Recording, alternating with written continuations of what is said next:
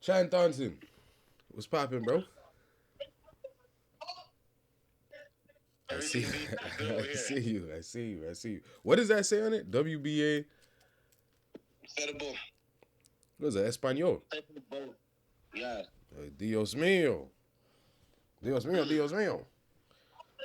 How's it feel? You know, it feels great, bro. Honestly, like at the end of the day, for those who don't know, this is my first accolade ever as a champion, period. Whether it was like a Golden Glove champion or a tournament champion or whatever, you know? Yeah. So out of 11 years, bro, you know what I mean? 11 years to be known as a champion, you know what I'm saying? So I had to live as a champion for 11 years to get a belt. Mm. Does it feel different now that you have a belt? It feels from going to Showtime to fighting for the belt. Well, let me backtrack just a little bit from being consistent from fighting consistent because again, for those who know a little bit, I'm not. I was inactive for the longest moment, the longest time. So It was from like being 3 years or something, active, right? fighting on Showtime to fighting for a title, and then it's like, yo, it's like I always knew I could do it. And now the road is paved before me that is happening. So it's like, yo, I'm doing it. I know I'm gonna get there. I know I'm gonna get there because I have what it takes, and the work that I put in isn't like the work that everyone's putting in. So So you're working I know different. I'm gonna do it. You're Yeah, bro, harder. harder than ever. Now I didn't get to see the fight. Mm. I know, obviously you won. Was it fifth round knockout? Yeah, it was like I said. I'm gonna explain it right now. And like the fight was the weirdest fight that I've ever had. Why? The Why? weirdest What fight happened? I ever had. Like I couldn't. Like I don't even. When I like it took me a minute to feel good about the achievement actually because it was like so so Kirk fought before me. Trevor fought before me. And then so he gets his knockout, and that was cool. Again, like fighting with my brother is always like it's cool because we're both in the changing room. We're both like talking shit. I'm just like you're before me. You're under my you're technically under my undercard in a sense, and like I'm I like thought you were yo. gonna say you guys I'm like, hype each other up in there. yeah, These niggas talking pumping shit. each other up to have the best performance Yeah, yeah. from one another. So it kind of feels good. It's like, oh, Sam, and after he knocks him out, he's looking at me like, yo, you better do your thing. So it's like, I'm not losing. You know what I'm saying? No matter how this goes, you know. So then we I get in the ring, and the guy was dressed up as like he didn't look at his face, but like a clown. Like he wore some kind of colorful chest piece, then like a purple robe that the top went up to like the collar went up to like above his head. It Was was some weird. tribe? I'm just Was like, it okay, like like tribal or am I something? on? I'm like, I'm gonna knock this clown out. That's all I'm saying to my mind. I'm like, he must be super duper confident, Like So he came I out in don't know some what it is, Deontay bro. type stuff. Say that again. He came out in some Deontay type. Yeah, like this. I felt like I was fighting like the guy, maybe the guy before the boss. It was weird. Mm-hmm. So we get in the ring. They're cheering from him. I think he's Panamanian too, and then or he's Colombian, but nonetheless, he's Latin. He was so. So Hold on. Did he have a belt? Did you take this belt from him? nah, You it guys was were just fighting for the belt. yeah, exactly. We're Okay. fighting for it, and then he so we get in the ring. So first round comes, and I hate guys. I hate fighting guys like this because it's like the guys like this. It's like you just have to take your time, and then you'll get him out of there because he was jittery, like he was jittery and like jittery, where it's like he's hoping to get a punch. He's hoping to get a punch, versus actually committing to it. So if he did touch me, it's like he was hoping to get that. So by him being jittery, it's like it's like a man. Imagine fighting a man where he's throwing 1,000 feints. He's like, so it's Right, like right. shit. It kind of has me off. He's throwing you My off. Yeah, timing, yeah, exactly. my timing is off too. So I gotta just slowly approach him. So the first round goes, we're boxing him, touching, jamming his stomach, but it's like I'm feeling slightly tense because, like I said, I'm getting 1,000 feints. I can't read this guy just yet. But at the end of the last 10 seconds, boom, drop him, touch him in the side, he falls. So I'm like, all right. I'm like, now I got this clown. I got this clown. I'm like, yo, next round he's done. So he gets up So at what I'm count? like, all right.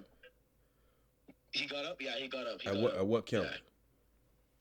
I got up. He took the 8. Like he took the whole Did 8 seconds. you And think then he was done, or did you like did I know he what? was gonna get up? Did you think he was done, or did you know he was No, gonna get up? I knew he wasn't done only because there was 10 seconds left. We heard the 10 seconds, Mm. and then he fell. You know, so if it was like a minute left, it's like yo, I would maybe would he want to get up because like no, you're gonna have to endure what's coming. You know what I'm saying? Right, for the rest of So that round. I knew he knew that the time was done. Like he was experienced in terms of like. So you're gonna hear him saying, like he definitely was a clown. Now that I think about it, it's true because this motherfucker knew tricks, bro. So yo, dog.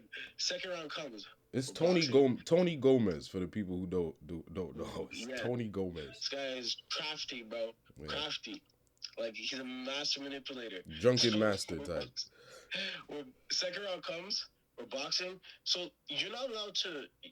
If you like deliberately headbutt someone, it's gonna be headbutt. But when you're in the clinch, you're allowed to put your head on his chest. I'm trying to make space because we're in the clinch. I'm trying to go to the body, but so I'm making space so I can squat and give myself body shots. But from when my head touched his face, just a little, he was like, like he's like, my face, like my face. And the ref's like, break. And the ref looked at me, and the ref wasn't like, oh, yo, watch your head. The ref must have been like must have been his first professional refereeing because he wasn't like, oh, watch your head and continue. He would stop me and like give me a lecture on like a biography about why I shouldn't put my head there, you know? Right. He spoke English. Bruh, that's the thing. He was speaking Spanish to me, but he was trying to Cabeza. He was trying to explain to me for real that like what I'm doing. I'm like, I'm in my mind, I'm like, all right, cool. Because at this point, the first time the ref spoke to me, I'm like, all right, whatever, you know. So we're going. I'm touching him some more. Then again with the head thing, right? He backs up though, but I heard him a little bit to the body. So he backs up, and he's like, "Oh my god!" And the ref, like, he backs into the corner. The ref's complaining about what? To me again about like, yo, the ref's talking to me again. So I'm like, wait, kind of like, wait. I'm like, what's going on? And then I've never seen this before happen. I mean, I've seen it before happen, but the ref would give a warning, like a serious warning, if this is deliberately done. The man goes to the corner and spits out his mouthpiece. And as the ref is coming to talk to him to say, like, get ready to fight, he spits out his mouthpiece. Gives him some time. So Kristen and Cedric, Kristen Solomon are like, yo, what the hell? Because in my mind, I'm like, yo, you're 2 punches away from being done, right? Like, he spit in the mouthpiece. The ref didn't say nothing. Yeah. The man survives the round. Of course. Third round now, right? So we're boxing now. I'm getting my timing a little better because at this point, I don't even want to. The way how he doesn't even want to fight, I'm not even trying to box him. Like I ended up taking maybe 1 or 2 shots more than I needed to because I'm just trying to step to him now because I had to just step to him and finish him. Like there's no boxing. How jittery he is. If I box him, I'm giving him too much time. Like he's gonna bounce around and step around and try to move and get away from me. So I'm like, okay. At this point, you're just trying to get him out of there. You're trying to get him out of there. Yeah. Exactly. So I'm like, well, I felt proud of myself in terms of like, yo, my cardio. I'm like, oh snap, the cardio that I have, because boxing 8 rounds and fighting 8 rounds are 2 different things. The energy, it's like you'll find yourself tired in 3 rounds or 4 rounds. Fighting. Because it's fighting because it's a fight. Maybe you're not 100% relaxed as you are in the gym and sparring. You know what I'm saying? So so this time though, because when I fought Tyler, I did feel a little bit, even though I was relaxed, I started feeling a little bit tired by the 5th round. Not crazy tired, like I knew I could have finished all 8, but I did feel tired. But this fight, I held my legs. Everything felt strong and I felt relaxed. So in the third round, I'm kind of like I'm smiling with the dude too. So in my mind, like I want to crush you, like you're a clown to me. Like I can't even believe you're still up. You know what I mean? So so I'm kind of walking down the shore, and many times I caught him with the counter right hand. Yeah, nice. It was I had a nice performance, you know, and then so he goes to jab me. It was a beautiful slip counter punch. He goes to jab me. I slip, left uppercut, bang, right on his chin. He falls into me, and I must have like posted him or something like that. I must have posted him off of me. But when I post him off of me, the ref jumps in the way, right away. I was like, talk to me. It's like I said, but yo, when he's talking to me, and his back is facing Tony Gomes, so he can't see Tony, right? When I'm looking at Tony, Tony is like the way Tony's body language is. It's like he's like this. Because he's basically dizzy, bro. It's like this man, if one punch, if I blow on him, he's gonna fall. Yeah. But the ref is not looking at that because he's talking to me. If the ref would have saw his body language, that would have been an 8 count or like a stop the fight, because his body language was, if I were to touch you when you were wobbling like that, I would knock you out. But now that the ref is talking to me, you get the chance to breathe, bro. So it's like everything he's been doing is to buy time, like spitting out the mouthpiece. Yes, every time that I'm trying to touch him, the ref is jumping in the way. So 4th round, pretty much the same thing. So 5th round, so now I'm like, okay, the man's breathing heavy. I'm like, you know what? I'm just gonna get him. I'm gonna take him out in the 7th round and knock him out. I'm gonna, because at this point, like the ref's doing everything to keep him up. He's doing all the tricks in the book. It actually threw me off a little bit mentally. This is why it was a good learning experience to see that this type of shit could happen, because it did throw me off. At one point, I'm in the ring. I'm just like, yo, like, I'm looking for someone to defend me. Because I need a lawyer or something. I need a ref to talk to the ref. Yeah. You know what I'm saying? Like, it's weird. We're the police. In the ring, bro. It was strange. Yeah, it's the politics of it now. So now you're not just fighting the fighter. You're fighting the politics of this match. I'm like, wow, the ref, even if he wants me to lose, the way I'm beating him up, it's impossible. He can't do nothing to make me lose. So let's say the fight was an even match, it'd be hard to tell the ref is doing what he's doing. But it's so blatant because I'm clearly kicking his ass. So it's so blatant that the ref is doing everything he can do to help this man. So in the 5th round, we're boxing, and I see him breathing. But at this point, my whole strategy is just like, you know what? Take him, let him keep doing what you're doing. By 7th round, he's going to be standing still, and you'll genuinely knock him out in the 7th round. Like, because he's buying so much time. Like, it looks like it's going to be impossible to knock him out before that. Was he doing anything offensively to, like, keep you on, other than obviously using a lot of feints and, like, moving around? Yeah, he threw a right hand, and actually I was proud of myself because I rolled with it nice. But the crowd made it, if you heard the crowd, they thought that they touched me, but it touched me, and I rolled with it. But he got me with maybe a left hook to the body, and at one point he touched me to the left hook. But when he touched me to the left hook, he thought he was picking up momentum. But in my mind, I'm just like, yo, I smiled at him. I'm like, yo, bless. I was actually happy that he felt like he was getting momentum. So I'm like, now if you're gonna come fight, come, because I'm like, the way that you're running, and it was just like it was weird. Like he was just able to. He didn't want to be in there with me. So in the 5th round, we're boxing. I'm boxing. He's always doing his thing, and then I'm on the ropes, and he must have he swung big. So I slip it. Like he was swinging a lot with the right hand, you know. So I was dodging that. So he swings, and then he goes right into the ropes, and the ropes were so tight. The ropes were so tight. No bounce. Yo, I'm telling you, fam, you could sit on the ropes. Like literally, like you could sit on the ropes. Like on the low, any one of the ropes you could choose to, on the end of the levels, you could choose to sit on it. You balance. So when he fell through the ropes, he fell in the ropes in half his body. So now his body's exposed. So me, I'm like, oh, wait, so his upper half goes through the ropes? Yeah. Yeah, his body's through the ropes because I slipped and he fell through the ropes. So then I'm his liver, his ribs, perfect, bro. Yeah, everything's open. To destroy you, dog. I'm not giving you no chances, bro. He's holding still. I'm like, let me crack this guy's ribs. As I'm about to break his ribs, just punch him. Referee. The ref jumps in the way. Of course, the ref jumps. You know what I'm saying? So I'm like, all right, cool. So I step back, right? So when the ref jumps in the way, what do you think he's supposed to do? Who, the guy? Tony? Yeah, if the ref jumps in the way, well, he's supposed to get off the ropes. Right? Yeah, get out the rope. You're entangled. You're in an entanglement, bro. Yeah. Get out of there. So he's in the ropes. I back up. The ref's in the way. The ref moves now to be like, because the ref's mind, he's out of the ropes. Because the ref don't see him. The ref's looking at me like he's playing defense. He's thinking that he must have got out of the ropes. The ref thought I had a basketball, bro. He's playing defense. He just wanted that time, the extra time. He's like, all right, Tony's out of the ropes. All right, let's go. Yeah, so no, he thinks Tony's out of the ropes, Yeah, right? yeah. So when he looks back, when he moves to say fight, kind of like Tony's still in the ropes. Tony's waiting for him to say, "Yo, get out!" Like he's chilling in the ropes, bro. Like he's chilling in the ropes, and this is all a span of like maybe 7-8 seconds. But that's a lot of time in boxing. Yeah. You know what I'm saying? Because like it only takes half a second to get out the ropes. Everything is always by like milliseconds in boxing. You know what I mean? So 8 seconds is like, what are you doing in the rope for 8 seconds, bro? Like, there's no breaks or timeouts in the sport. So from when the ref moved and saw that he was still in the ropes, because the ref moved out the way for us to fight, but when the ref was like, the man's still in the ropes, I'm like, okay. Boom, I punch him in his stomach, one shot.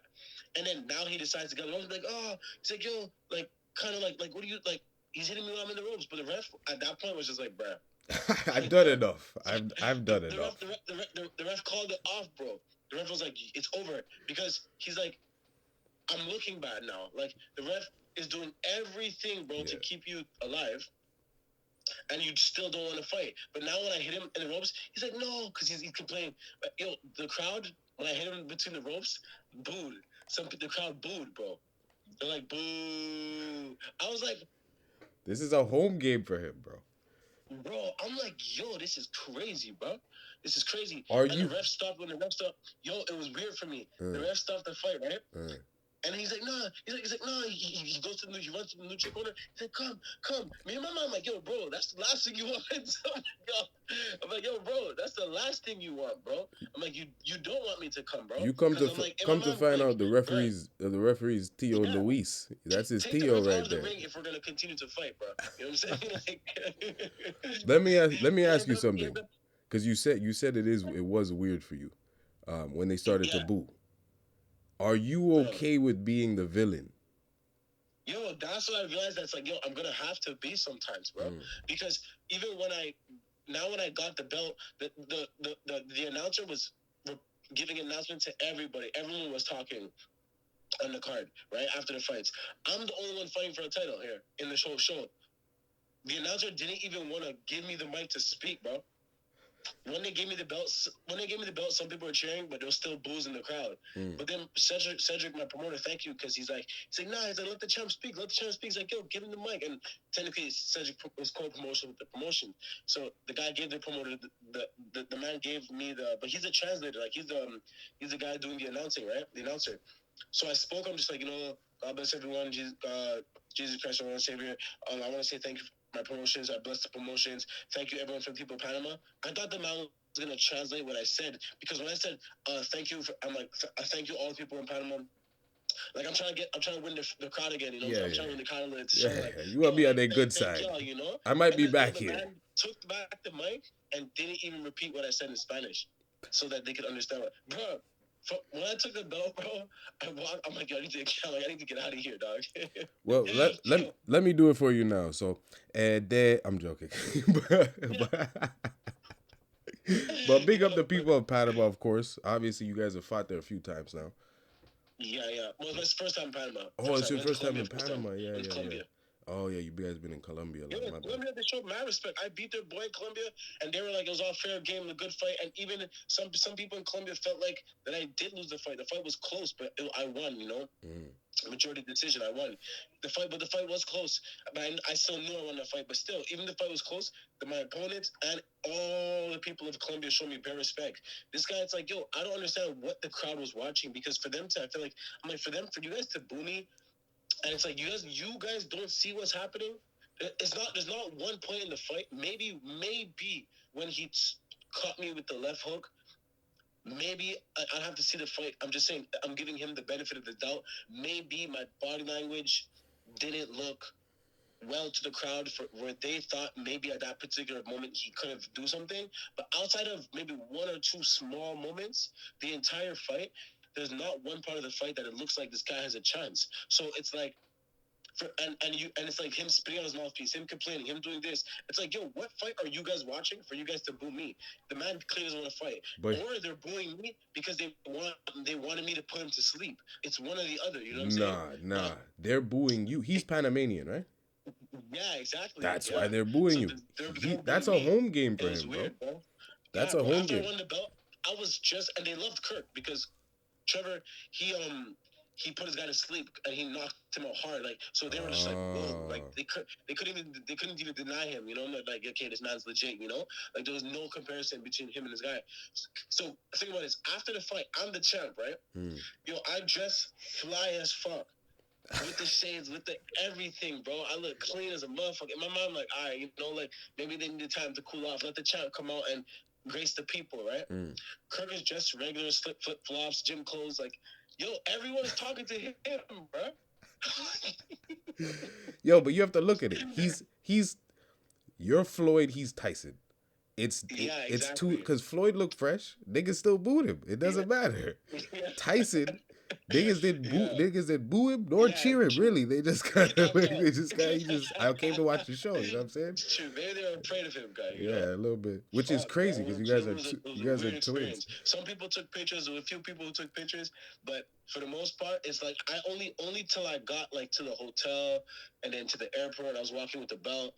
Did I start to feel like I felt good because I'm like, yo, I did what I had to do, another victory, and I got a belt that shows that I'm on my way.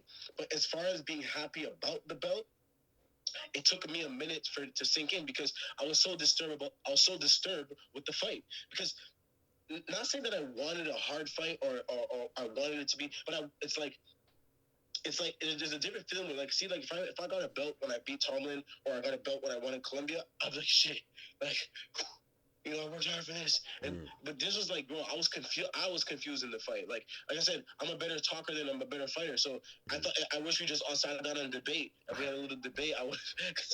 Yo, bro, You think you would have had a better chance in a debate? Bro, I never did so much talking in a fight in my life, dog. You know what I'm saying? So that's why it was weird for me. I'm like, yo, did I win? So this didn't feel like the challenge that you kind of expected it to be. Exactly. And coming from like I said, even coming from Showtime, because even the whole experience, like Showtime experience, like the everything leading up to the fight was like you could tell that this is like the highest level. This is how things are done at the highest level. You know.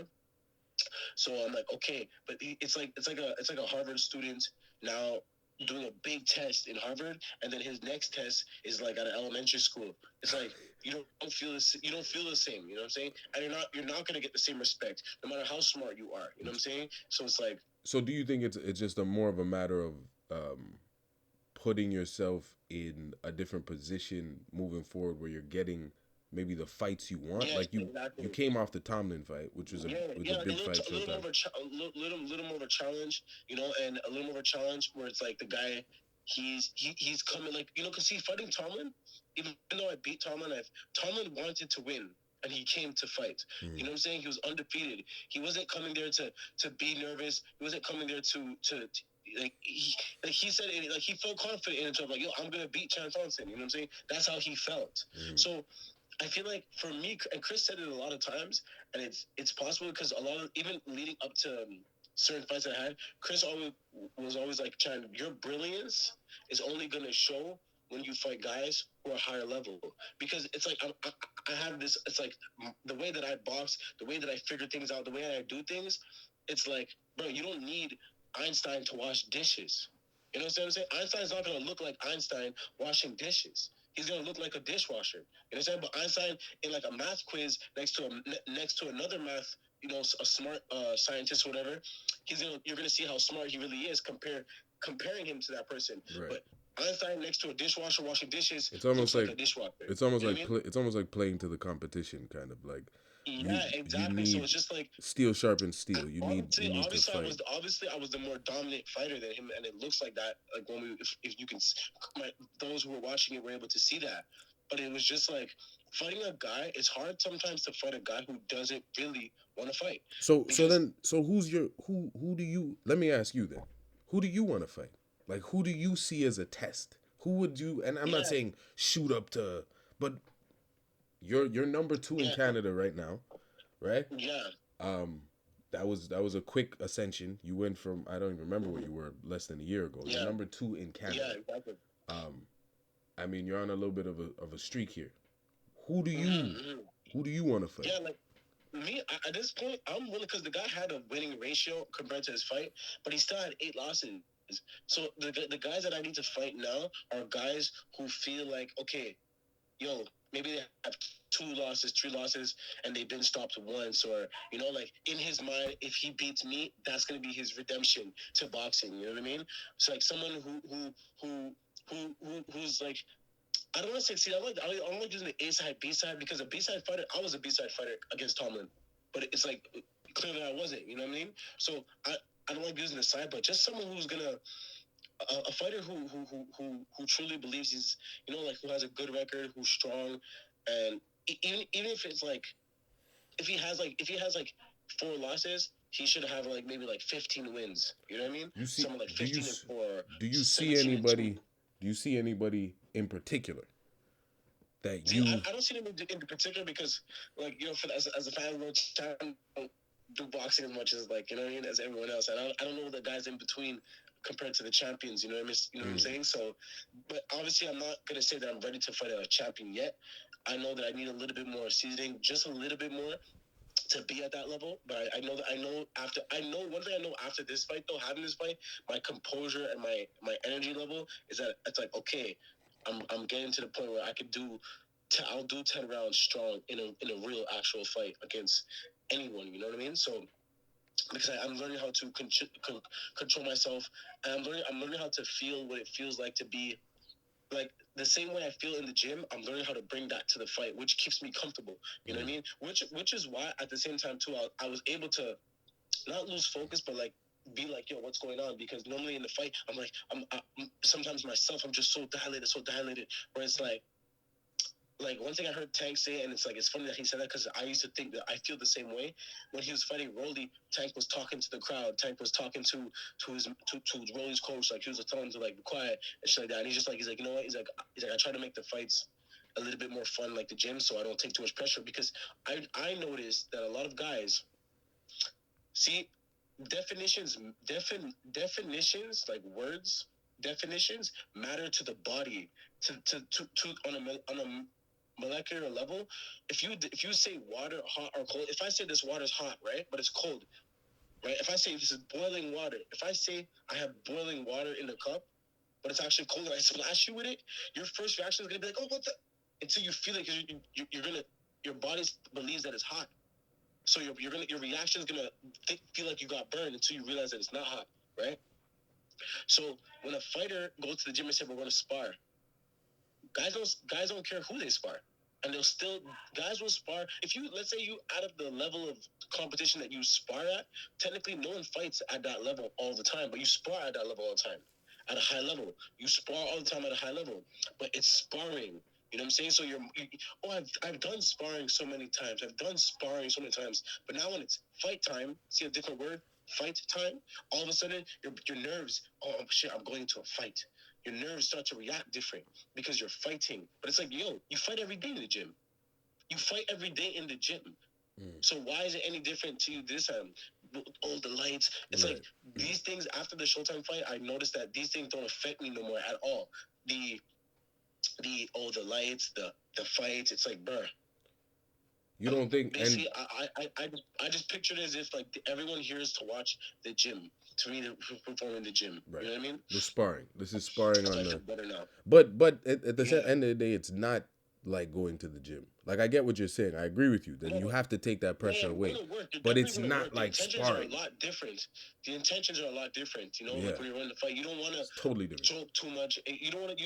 You're my when I'm in the ring, my whole approach is to have the best fight that I can have, so I can get up out of there as soon as possible. I'm not trying to be in here with you as long as possible, and I'm trying to show you that there's not enough room in here for the both of us. You know what I mean? So that's what it is. But as far as like people, like I don't know anyone in between who it is that I would call out, but definitely some guys like I don't know what my next fight's gonna look like, but if it's gonna, I prefer to fight a guy with a ratio, like let's say a ratio of like 80-20. You know what I'm saying? Like it's not, it's like he only has maybe like very few losses compared to Have how you much he won. have you talked to your team about this? Because obviously it's them, No, putting together. my promoter told me that the next fight is gonna be a step up fight, which makes me happy because I feel like I come alive more, honestly. Like Chris said, in the step up fights, because that's when it's like the urgency. You know what I'm saying? To make sure you touch him off that counter, to make sure you slip that punch is all there. So when the urgency is there, it activates all the training that I did. But when I'm fighting a guy who looks like he doesn't want to fight, it's like, can I just walk up to you, hold you, and just like punch you once and like, okay, done. Like versus having to box you and waste my time because you don't really want to fight. So it's kind of annoying to be in that it's annoying to be in a ring with someone like that, and it's not fun, you know. So you would say, I guess to this date, Tyler Tomlin was probably your toughest. No, I have to say the toughest. Tyler Tomlin was tough because of the whole dynamics of the show. Right. I'm saying I'm the underdog, but the guy from Colombia, he was. I think he had like almost equal losses or equal to wins.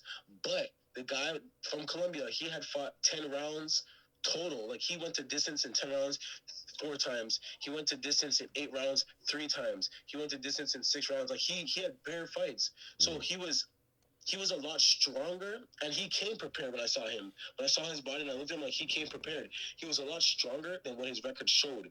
You know, when it comes That's to the you're guy fighting he's Latin like fighters, 6-6. sometimes it's like that. He might be weak as his record, or he might be a lot better than his record. You don't know. And the guy that fought in Colombia was a lot stronger than his record. You know, so he was tough, and he that was a real opportunity for me to show that I had heart because, like I said, like fighting back to back, having to drop the weight twice, and he didn't have to drop no weight twice like I did. So to drop weight one time, then to eat, and to drop weight another time, and then it affected my body in a way where when he hit me in my stomach, and he winded me, I didn't recover. So I'm fighting. I gotta fight 5 rounds off of like 20% energy and beat him versus a guy who's trying to come and beat me. So I had to dig deep in my heart and in my mind to beat him, which brought me to the next level. So he was definitely the toughest, but Tyler was definitely the most because of all the like theatrics, everything around it. Showtime, first time Chann Thonson on Showtime, it's like nah. I've came too far to come close to not make my mark when it's time to make my mark. Yeah. You know what I mean? Yeah. So yeah. So in a way, you almost feel like this fight was a bit of a step back with this kid then. I mean, it was a step forward in terms of like I said, if you're looking at the journey, it's like, okay, he went from this, he's active, Showtime, he gets a title, he's gonna do a next step of fight. It's like, okay, he's on the right track.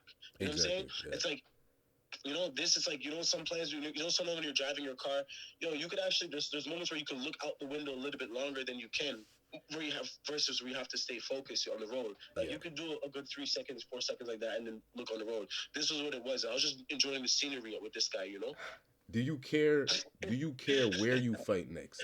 Like you fought in New York now, you fought in Colombia, you fought in Panamania. I definitely after Dallas places like no, I want to fight. I want to fight in the States still. You know what I mean? Because it's like the States, like the crowd, it's like the people fighting the people. They're gonna. I don't care if I'm fighting a hometown guy, but one thing's for sure is that the people are not gonna watch the ref being cheap and agree with it. You know what I'm saying? Like, what, in the States? Even if they are for their hometown guy, in the States, you think they're gonna? I think it doesn't. I think some places are worse, but I think some places probably in the States wherever you could win people over. But I think either way, I think I could win them over in the States. Even if they're against me, right? I think I'll be able to win them over. Easy. So in Panama, you really felt like you couldn't have won them over. They're with them to the end, bro. So what was the difference you think with you and Trevor or Kirk? Was the knockout, you think? Because Kirk went for the knockout, that's why people were like... People didn't say nothing. There was nothing to boo. They couldn't deny him. Me, it's like, nah, who knows what happens if the rounds went a little... If you didn't stop it. If you didn't stop it, who knows? Yeah, exactly. Whereas if a nigga's leg on his back, there's not much... Yeah, I mean, what do you say to that? But the ref was just like, it's like, I felt the ref felt embarrassed at that point because I feel like the ref, when he saw him still in the ropes, it was just like, okay, I'm not doing my job now because this guy's body. If someone hits me and I turn around and I kind of go like this, or I move away, or I'm complete, it's like, bro, you're looking for a way out. If this wasn't America, but whether if it was the homeboy or not.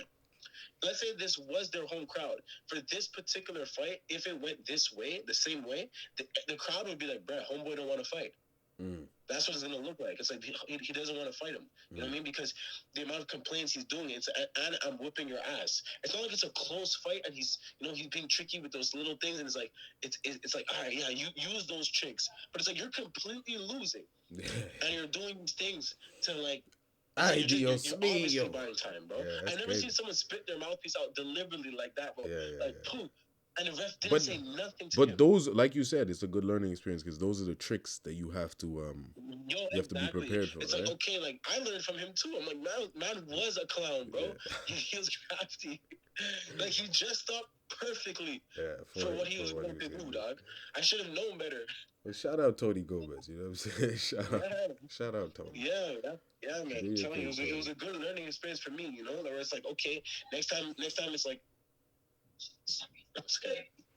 yeah. For me, it was a good learning experience to be like, okay, like next time if I'm fighting a guy like that, or a similar situation, it's like I'm just gonna okay, ref. Because honestly, when he waved off the fight, part of me was like, yo, did he just disqualify me? That's how I thought for Because a of how second. it was going, yeah? Yeah, I thought he disqualified. And if that's the case, trust me, there is gonna be a knockout tonight, dog.